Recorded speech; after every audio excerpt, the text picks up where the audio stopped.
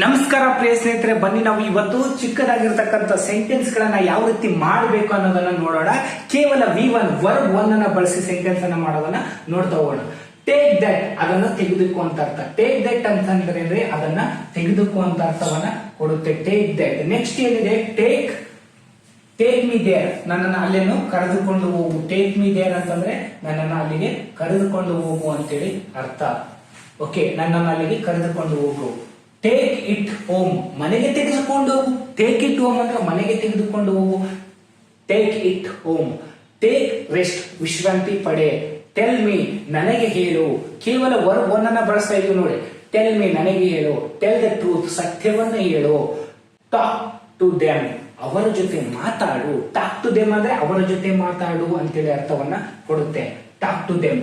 Try again, ಮತ್ತೆ ಪ್ರಯತ್ನಿಸು ಅಂತ ಅರ್ಥವನ್ನ ಕೊಡುತ್ತೆ. ಟ್ರೈ ಅಗೇನ್ ಮತ್ತೆ ಪ್ರಯತ್ನಿಸು ಅಂತೇಳಿ ಅರ್ಥವನ್ನ ಕೊಡುತ್ತೆ.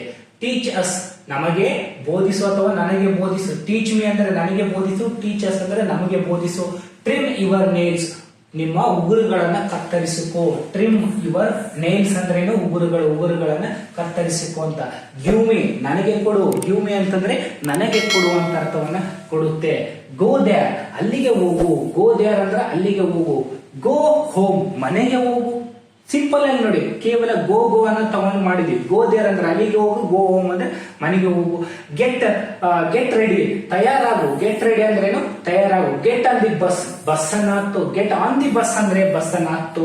ಗೆಟ್ ಆಫ್ ದಿ ಬಸ್ ಅಂದ್ರೆ OFF. Get off the bus ಅಂದ್ರೆ ಬಸ್ ಅನ್ನ ಇಳಿ. ಬಸ್ ಅನ್ನ ಇಳಿ ಅಂತ ಹೇಳಿ ಅರ್ಥ. ಆನ್ ಅಂದ್ರೆ ಹತ್ತು, ಆಫ್ ಅಂದ್ರೆ ಇಳಿ ಅಂತ ಹೇಳಿ ಅರ್ಥವನ್ನ ಕೊಡುತ್ತೆ. ಈ ರೀತಿಯಾಗಿರ್ತಕ್ಕಂಥ ಚಿಕ್ಕ ಸೆಂಟೆನ್ಸ್ ನಾವು ದಿನನಿತ್ಯ ಬಳಸ್ತಾ ಹೋಗ್ತೀವಿ. ಹಾಗಾಗಿ ನೀವು ಕೂಡ ಇಂಗ್ಲಿಷ್ ಅನ್ನ ಪ್ರಾರಂಭಿಸಬೇಕಾ, ಇಂಗ್ಲಿಷ್ ನಲ್ಲಿ ಮಾತಾಡಬೇಕಾದ್ರೆ ಈ ರೀತಿಯಾಗಿರ್ತಕ್ಕಂಥ ಚಿಕ್ಕ ಸೆಂಟೆನ್ಸ್ ಅನ್ನ ಬಳಸಿ. ಬ್ರಿಂಗ್ ದ್ಯಾಟ್, ಅದನ್ನು ತೆಗೆದುಕೊಂಡು ಬಾ. ಬ್ರಿಂಗ್ ದ್ಯಾಟ್, ಅದನ್ನು ತೆಗೆದುಕೊಂಡು ಬಾ ಅಂತೇಳಿ ಹೇಳ್ತೀವಿ. Bring that. Okay, bring him ಅಂದ್ರೆ ಅವನನ್ನು ಕರೆದುಕೊಂಡು ಬಾ. ಬ್ರಿಂಗ್ ಹಿಮ್ ಹಿಯರ್ ಅಂತೀವಿ. ಬ್ರಿಂಗ್ ಹಿಮ್ ಹಿಯರ್ ಅಂದ್ರೆ ಇಲ್ಲಿಗೆ ಕರೆದುಕೊಂಡು ಬಾ ಅಂತೇಳಿ ಅರ್ಥ. ಹಿಮ್ ಅಂದ್ರೆ ಅವನನ್ನು ಕರೆದುಕೊಂಡು ಬಾ. ಕಾಂತ ಆಗಿದೆ ಇದು, ಆಕ್ಚುಲಿ ಬಾ, ಕರೆದುಕೊಂಡು ಬಾ. ಬೈ ವೆಜಿಟೇಬಲ್ಸ್, ತರಕಾರಿಯನ್ನು ಕೊಂಡುಕೋ. ಬೈ ವೆಜಿಟೇಬಲ್ಸ್ ಅಂದ್ರೆ ತರಕಾರಿಯನ್ನ ಕೊಂಡುಕೋ. ಡೂ ಯುವರ್ ಹೋಮ್ವರ್ಕ್, ನಿಮ್ಮ ಮನೆ ಕೆಲಸವನ್ನ ಮಾಡು. ಹೋಮ್ವರ್ಕ್ ಅಂದ್ರೆ ಏನೋ, ಯುವರ್ ಹೋಮ್ವರ್ಕ್ ಅಂದ್ರೆ ನಿಮ್ಮ ಮನೆ ಕೆಲಸವನ್ನ ಮಾಡು ಅಂತೇಳಿ ಅರ್ಥ. Okay, do what I said, ನಾನು ಹೇಳಿದಂತೆ ಮಾಡು.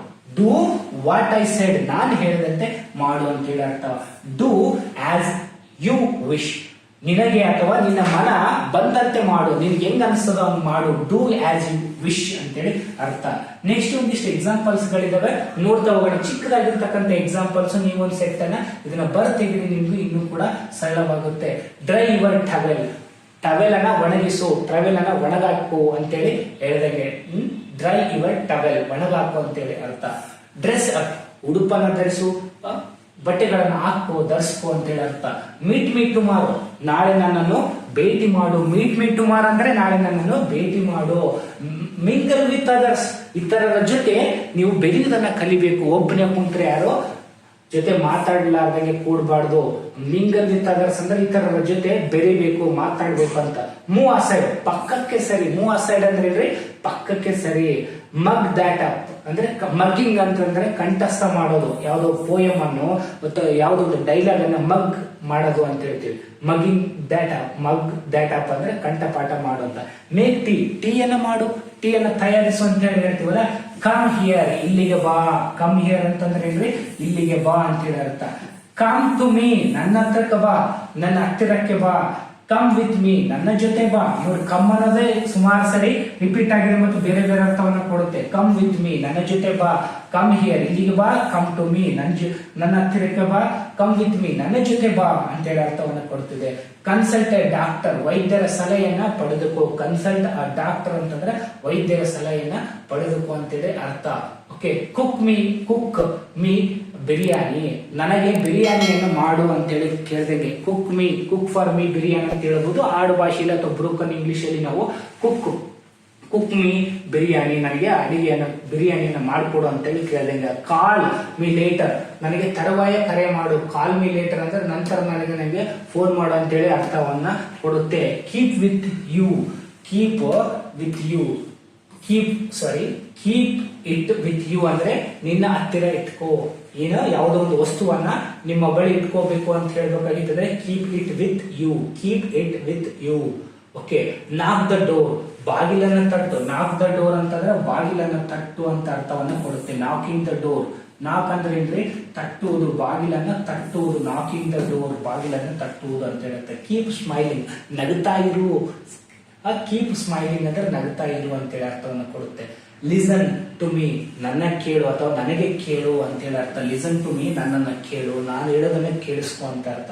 ಲಿಫ್ಟ್ ದಟ್ ಅಪ್, ಅದನ್ನ ಮೇಲಕ್ಕೆ ಎತ್ತು, ಅದನ್ನ ಎತ್ತು ಅಂತ ಅರ್ಥ. ಅದನ್ನ ಲಿಫ್ಟ್ ಅಂದ್ರೆ ಎತ್ತುವುದು, ದಟ್ ಅಪ್ ಅಂತಂದ್ರೆ ಅದನ್ನ ಮೇಲಕ್ಕೆ ಎತ್ತು ಅಂತ. ಲೀವ್ ಇಟ್ ಟು ಮೀ, ಅದು ನನಗೆ ಬಿಡು, ಅದಕ್ಕೆ ಅದನ್ನ ನನಗೆ ಬಿಡು ಅಂತ ಹೇಳಿ ಅರ್ಥ. ಲೀವ್ ಮೀ ದಟ್, ಅದನ್ನು ಸಾರಿ ಲರ್ನ್ ಲರ್ನ್ ದ್ಯಾಟ್ ಅಂದ್ರೆ ಅದನ್ನು ಕಲಿ ಅಂತೇಳಿ ಅರ್ಥ. ಲರ್ನ್ ದ್ಯಾಟ್ ಅಂದ್ರೆ ಅದನ್ನು ಕಲಿ ಅಂತ. ಲುಕ್ ಎಟ್ ಹಿಮ್, ಅವನನ್ನು ನೋಡು. ಲುಕ್ ಎಟ್ ಹಿಮ್ ಅಂದ್ರೆ ಅವನನ್ನು ನೋಡು. ಇಗ್ನೋರ್ ದ್ಯಾಟ್, ಅದನ್ನ ನಿರ್ಲಕ್ಷಿಸು. ಇಗ್ನೋರ್ ದ್ಯಾಟ್ ಅಂದ್ರೆ ಅದನ್ನ ನಿರ್ಲಕ್ಷಿಸು. ಇಗ್ನೋರ್ ದ್ಯಾಟ್ ಅಂತೇಳಿ ನಾವು ಇಗ್ನೋರ್ ಅಂದ್ರೆ ಅಲಕ್ಷ್ಯ ಮಾಡೋದ್ರ ಬಗ್ಗೆ ಜಾಸ್ತಿ ಕಾನ್ಸಂಟ್ರೇಷನ್ ಮಾಡದೇ ಇರೋದಂತ. ಇನ್ಫಾರ್ಮ್ ಅಸ್, ನಮಗೆ ತಿಳಿಸು ಅಂತೇಳಿ ಅರ್ಥ. ಇವತ್ತಿಗೆ ಸಾಕು ಈ ರೀತಿಯಾಗಿರ್ತಕ್ಕಂಥ ಸೆಂಟೆನ್ಸ್ ಅನ್ನ ಮತ್ತೆ ಮುಂದಿನ ವಿಡಿಯೋದಲ್ಲಿ ವಿಶೇಷವಾಗಿರ್ತಕ್ಕಂಥ ಒಂದು ಟಾಪಿಕ್ ದೊಂದಿಗೆ ಸಿಗೋಣ. Thank you for watching. Will see in the next video. Thank you very much.